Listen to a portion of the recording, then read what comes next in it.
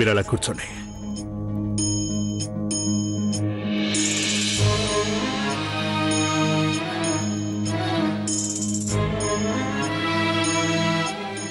మీకు తెలుసా, ఇలా మీరు బయటకు వెళ్ళటం వల్ల ఎన్ని ఇబ్బందులు మాకు ఎదురవుతాయో మీరు ఆలోచించారా?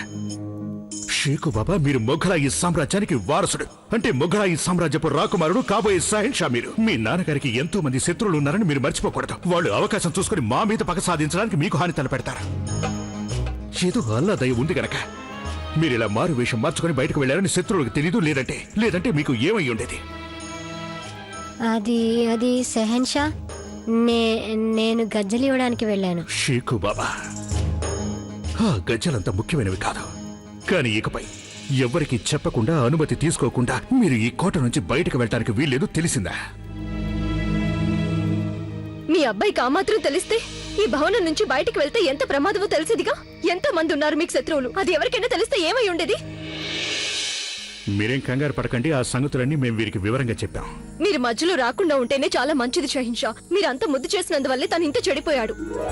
తను చేసిన నేరానికి శిక్ష అనుభవించాల్సిందే. ఆ శిక్ష ఏదో నేనే విధిస్తాను. జ్యోథ బేగం, చిన్నపిల్లవాడు తప్పులు చేయడం సహజం. చిన్నప్పుడు మీరు నేను తప్పు చేయలేదా ఏంటి? వదిలేండి, ఏదో తప్పు అయిపోయింది. వారికి మేము నచ్చ చెప్పాం. ఇకపై వారు ఇలాంటి తప్పు చేయకూడదని మేము వివరంగా చెప్పాం. వివరించారా? కొన్ని సంగతులు వివరిస్తే అర్థం కావు షహిన్షా.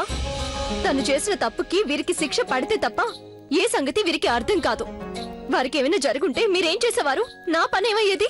జ్యోథ బేగం, మీరు ఇప్పుడు ఏదైతే చెప్తున్నారో అదే మాట మేము వివరంగా చెప్పాం. అంటే మీరు వివరించేశారు గనక వీరికి అర్థమైపోయినట్టేనా? బయటికి వెళ్ళినప్పుడు ఏదైనా జరుగుంటే అప్పుడు?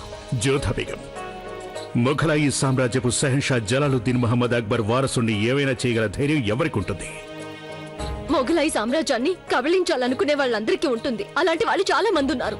చాలా బాగుంది. తన పిల్లాన్ని కాపాడుకోలేని మేము ఒక షహన్షా ఎలా అనిపించుకుంటాం? పిల్లల పంతాన్ని కాదనలేని తండ్రి ఇక ఆ పిల్లల్ని ఎలా రక్షిస్తాడు? మేము తన పంతాన్ని తీర్చడం లేదు జ్యోథ బేగం. మేము వారికి నచ్చజెప్పే ప్రయత్నం చేస్తున్నాం. కావాలంటే మీరు అడగండి షేకు బాబా.